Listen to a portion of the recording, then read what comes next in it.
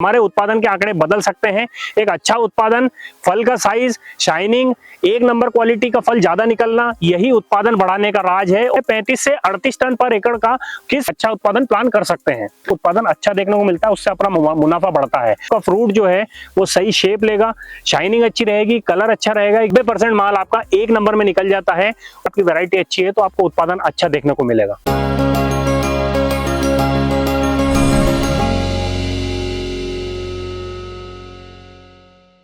तरबूज की खेती की ये अवस्था जहां पे फ्लावरिंग आने लगे, लगभग 45 दिन की अवस्था सबसे महत्वपूर्ण अवस्था होती है। और इस अवस्था में हमें क्या क्या चीजें ध्यान रखना है जिससे हमारे उत्पादन पे कोई फर्क ना पड़े, साथ में हमारे पौधे जो है उसके अंदर विल्ट ना आए। उसी के साथ अगर बात करें तो सबसे ज्यादा समस्या आती है फ्लावरिंग ड्रॉप की। तो इन सब चीजों से किस तरीके से बचा जा सके, उसके लिए हम ये वीडियो बना रहे हैं। और ये वीडियो नहीं, ये सीरीज है। इस सीरीज में हमने पहले क्या क्या चीजों पर बात की है, अगर आपने नहीं देखा है तो आप जाके डिस्क्रिप्शन में लिंक मिल जाएगी, वहां जाके देख सकते हैं, ताकि आपको भी पता लगे कि किस तरीके की तरबूज की मैनेजमेंट होती है। और इस साल हमने टारगेट लिया है 35 से 38 टन पर एकड़ का, किस तरीके से निकालना है, क्या प्रोसेस होती है, क्या स्प्रे होता है, क्या फंगीसाइड का इस्तेमाल करना है, साथ ही साथ में क्या ट्रिक्स और हैक्स हैं जो इसमें आप जानेंगे तो आपके प्रोडक्शन को एक अच्छे लेवल पे ले जा सकते हैं। इस टाइम पे हमें क्या ऐसी चीजें ध्यान रखनी जहां से हमारा फल का साइज अच्छा बने, कौन कौन सी वेराइटी है उसके बारे में भी हमने ऑलरेडी बता दिया है। अगर आपने वीडियो नहीं देखा है तो जल्दी से जाके देख सकते हैं, और चैनल को सब्सक्राइब नहीं किया है तो कर सकते हैं। नमस्कार, मैं यश बिश्नोई और आप देख रहे हैं वृंदा फार्म यूट्यूब चैनल। किसान भाइयों, अगर आपकी फसल भी 45 दिन की अवस्था में आ चुकी है और उस टाइम पे अगर आपको सबसे ज्यादा प्रॉब्लम देखने को मिलती है कि फ्लावरिंग जो है वो पौधे के अंदर आ चुकी है, जब फ्लावरिंग आ जाती है तो लगभग आधी जीत हमारी तय होती है। लेकिन सबसे ज्यादा इसमें देखा गया है कि इस टाइम पे फ्लावरिंग ड्रॉप भी होती है। उससे किस तरीके से बचा जा सकता है और क्या क्या ऐसे कारण है जिसके कारण फ्लावरिंग ड्रॉप होती है। उससे पहले आपको ये जानना जरूरी है कि फ्लावरिंग ड्रॉप हो रही है तो वो सही में हो रही है या फिर आपके कुछ फ्लावर, क्योंकि इसके अंदर फ्लावर की मात्रा अधिक होती है, हर फ्लावर आपके खेत में सेट नहीं होता। और पहला फ्लावर जो होता है वो मेल होता है, उसके बाद में जो आपके फ्लावर आते हैं वो मादा फ्लावर होते हैं। तो वो फ्लावर, सब फ्लावर आपके सेट नहीं होंगे, 2 से 3 फ्लावर सेट होंगे और उतना पर्याप्त है। ये देखा गया है कि 2 फ्लावर अगर आपके इसमें सेट हुए हैं, 2 फल अगर आप बने हैं, जैसे इसमें देख रहे हैं एक ये हुआ है और एक यहाँ पे कॉर्नर पे एक और लगा है, 2 फल अगर हैं तो ये बहुत अच्छा रेशियो है। पर इसमें देखा गया है कि शुरुआत में आपके जो फल है, वो फूल है, वो ड्रॉप होने लगते हैं। उसके क्या कारण हो सकते हैं? तो उसका एक कारण हो सकता है कि वातावरण में ज्यादा गर्मी हो जाना, लगभग 40 डिग्री से अबव टेम्परेचर चले जाना, वो एक कारण हो सकता है। साथ ही साथ ये देखा गया है कि आपके फ्लावर ड्रॉप होने का ये कारण कि आपके खेत में पॉलिनेशन सही नहीं होने के कारण, जैसे मधुमक्खी पॉलिनेशन करती है, कई बार मधुमक्खी कम होने के कारण भी हमारा पॉलिनेशन या फल जो है बहुत कम बनते हैं। आप उसको बढ़ा के अपने खेत में जो है एक अच्छा पॉलिनेशन देख सकते हैं। कई बार देखा गया है कि जो न्यूट्रिएंट डिफिशियंसी होती है उसके कारण भी फ्लावर ड्रॉप होते हैं। क्या क्या न्यूट्रिएंट डिफिशियंसी होती है हम वो जानते हैं। सबसे पहले जो होता है 19-19-19 की मात्रा इसके अंदर पर्याप्त, मतलब NPK जो होता है वो पर्याप्त रेशियो में इसके अंदर होना चाहिए। उसके बाद में इसके अंदर कैल्शियम की मात्रा बहुत अधिक लगती है, क्योंकि ये फल जो है साइज लेता है, उस टाइम पे सबसे ज्यादा कैल्शियम और बोरोन की आवश्यकता होती है। अगर ये दोनों चीजें पर्याप्त मात्रा में है तो आपके फ्लावर जो है वो एक तरीके से ड्रॉप नहीं होंगे। आप विशेषतः ये ध्यान रखें कि इस टाइम पे आप ड्रिप से NPK और कैल्शियम बोरॉन ये चीज का आवश्यक स्प्रे करें और इसको ड्रिप से भी चलाएं, तो उससे आपको बेहतर परिणाम देखने को मिलेंगे। जब आपके खेत में फ्लावरिंग की स्टेज आ जाए तो विशेषतः ये ध्यान रखें कि 0.34 जो है वो जो वाटर सोल्यूबल है उसकी मात्रा हमें बढ़ा देना है प्लॉट में, क्योंकि 0.34 पौधा फास्फोरस की आवश्यकता सबसे ज्यादा होती है। इसके साथ में आप पोटेशियम की मात्रा भी बढ़ाइए, क्योंकि फल जो है वो बनने लगता है। उसके साथ में मैग्नीशियम सल्फेट का विशेष रोल रहता है, कैल्शियम, मैग्नीशियम और बोरॉन इसमें बहुत विशेष रोल रखता है। आपको ये ध्यान रखना है कि एवरी 3rd और 4th डे या तीसरे या चौथे दिन आपको इसके अंदर कैल्शियम, मैग्नीशियम और बोरॉन की मात्रा पर्याप्त रखना है, क्योंकि बेल फटने वाली शिकायत भी इसमें देखने को मिलती है। उसके साथ में ये देखा गया है कि फल जो है आपका फटने लगता है। साथ में पोटेशियम की मात्रा जो 0.050 होता है वो हालांकि नहीं लगता, लेकिन 0.34 के अंदर 34% जो है पोटेशियम आता है।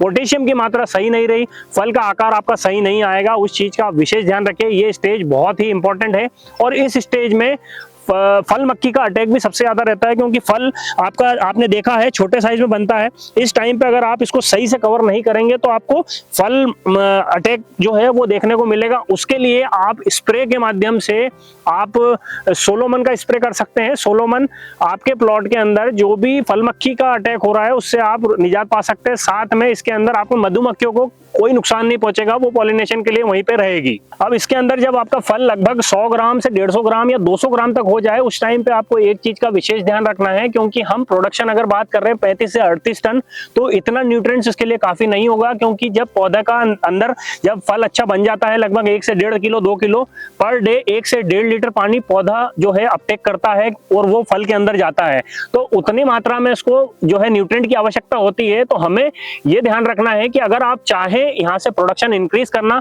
तो यहाँ पे एक बार आप बेसल जो है फिर से लगा सकते हैं, इसके अंदर गाड़ सकते हैं। उससे आपको क्या बेनिफिट देखने को मिलेंगे कि आपका जो फल का आकार है वो अच्छा रहेगा, आपका मैक्सिमम फल जो है एक नंबर में निकलेगा, फल का साइज बढ़ेगा, जिससे हमें वजन में फायदा देखने को मिलेगा, शाइनिंग क्वालिटी बढ़ेगी, पौधे के अंदर कोई भी डिफिशियंसी नहीं देखने को मिलेगी। ये हमारा खुद का प्रैक्टिकल है, हमारे खेत में हमने किया था, जिसका हमको बेहतर परिणाम मिला। क्या क्या ऐसे बेसल है जिसको डाल के हम हमारा प्रोडक्शन बढ़ा सकते हैं? तो सबसे पहले आप 12-32-16, उसके साथ में 11 मिला का कॉम्प्लेक्स या फिर एरिस की कॉम्बो किट जो आती है वो ले सकते हैं, उसके साथ में पोटाश जो MOP की मात्रा आती है वो ले सकते हैं, और इसके अलावा आप मैग्नीशियम सल्फेट थोड़ा सा मिला सकते हैं, ताकि इसके अंदर मैग्नीशियम की पूर्ति एक तरीके से हो जाए। इसके अलावा अगर आप लेना चाहें तो ह्यूमिक एसिड थोड़ा सा ले सकते हैं। ये चारों चीज का मिश्रण करके थोड़ी थोड़ी मात्रा में, लगभग 2 से 5 ग्राम की मात्रा में आपको पौधे के जड़ के पास इसको डाल देना है, जिससे क्या होगा कि जब हम अगली बार पानी देंगे उस टाइम पे ये पौधे के पास पर्याप्त मात्रा में पहुंचेंगे। इससे हमारे फल के आकार जो है उसमें वृद्धि होगी, साथ ही साथ जो भी हमारे एक्स्ट्रा फल बने हैं जो साइज नहीं ले पाता, उसमें हमारे बेनिफिट मिलेगा कि वो फल भी साइज लेने लगेगा। ये स्टेज बहुत ही इंपॉर्टेंट स्टेज है। इस टाइम पे हमने फल मक्खी, फल का साइज और प्लॉट को सही तरीके से देखरेख नहीं की, क्योंकि यहाँ पे देखा गया है पाउडरी और डाउनी का अटैक सबसे ज्यादा होने लगता है। उसका कारण है पौधे के अंदर स्ट्रेस आ जाना। स्ट्रेस किस वजह से आता है? जब पौधा इस साइज के या इससे बड़े फल बनाता है, फल बनाने के टाइम पे पौधे को न्यूट्रिएंट सप्लाई फल के अंदर करना है, उस टाइम पे पौधा जो है एक तरीके से स्ट्रेस में चले जाता है। उस टाइम पे आपके प्लॉट में देखा गया है पाउडरी मिल्ड्यू का अटैक होता है। उसके लिए प्रिवेंटिव में आप इंडेक्स का इस्तेमाल कर सकते हैं।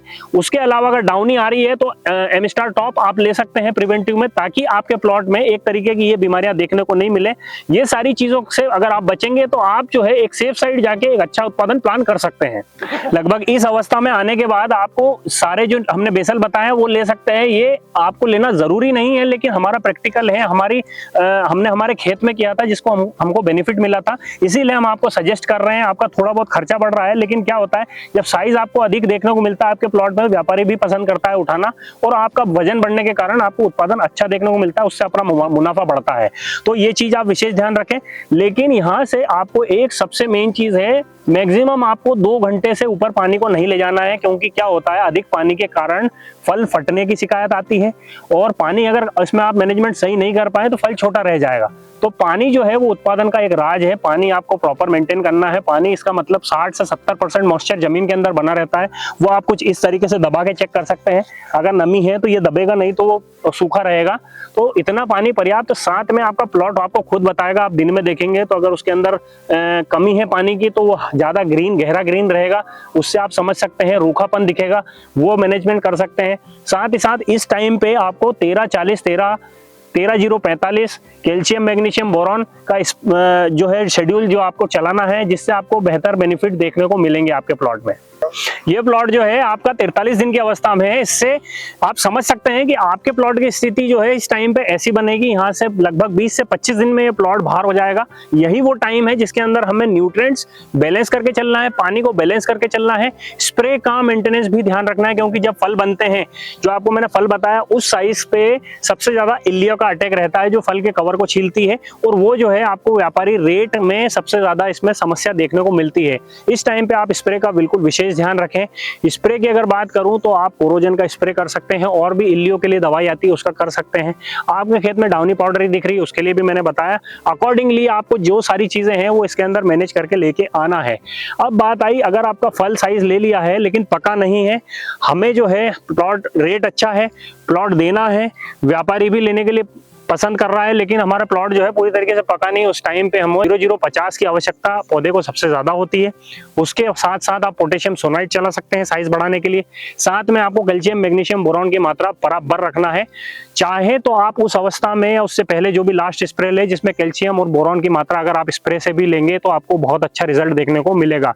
उसमें आपका फ्रूट जो है वो सही शेप लेगा, शाइनिंग अच्छी रहेगी, कलर अच्छा रहेगा, एक यूनिफॉर्म शेप में रहेगा। ज्यादातर ये देखा गया है कि आपके प्लॉट में प्रॉपर मेंटेनेंस है, 90% माल आपका एक नंबर में निकल जाता है। और ये चीज वैरायटी पर भी निर्भर करती है। अगर आपकी वैरायटी अच्छी है तो आपको उत्पादन अच्छा देखने को मिलेगा। सारी चीजें हमने आपको बता दी है किस तरीके से पूरा प्लॉट के अंदर मैनेजमेंट करना है। अगर ये मैनेजमेंट आप आपके प्लॉट में रखेंगे तो अमूमन तौर पे ये देखा गया है कि आप भी अपने उत्पादन आंकड़े बदल सकते हैं। साथ में हर छोटी चीज हमने कवर की है। और सीरीज का लास्ट वीडियो है, इसको अगर आप देखेंगे और अगर इसके पहले वाले वीडियो आपने नहीं देखे तो शायद हो सकता है अधूरी जानकारी आपके पास रहे जिससे आप उत्पादन नहीं ले पाए, या बहुत सारी चीजें ऐसी है जो आपको पता है लेकिन कुछ चीजें मिस हो जाती है, वो नहीं देखी है। तो सीरीज 1 से आप पूरा वीडियोस जो है देखिए ताकि आपको समझ में आए कि प्रॉपर प्लानिंग के साथ में किस तरीके से हम हमारे उत्पादन के आंकड़े बदल सकते हैं। एक अच्छा उत्पादन, फल का साइज, शाइनिंग, एक नंबर क्वालिटी का फल ज्यादा निकलना, यही उत्पादन बढ़ाने का राज है। और पानी का मैनेजमेंट के साथ साथ अगर जो भी बीमारियां लगी है उसका भी डिटेल हमने बताया है। वीडियो अगर आपको अच्छा लगा हो तो ज्यादा से ज्यादा लोगों को शेयर करें ताकि इसी तरीके के वीडियो उनको भी मिलते रहे और जानकारी उनके पास भी पर्याप्त तरीके से पहुंचते रहे। वीडियो अगर आपको अच्छा लगा हो तो चैनल को सब्सक्राइब करें। धन्यवाद।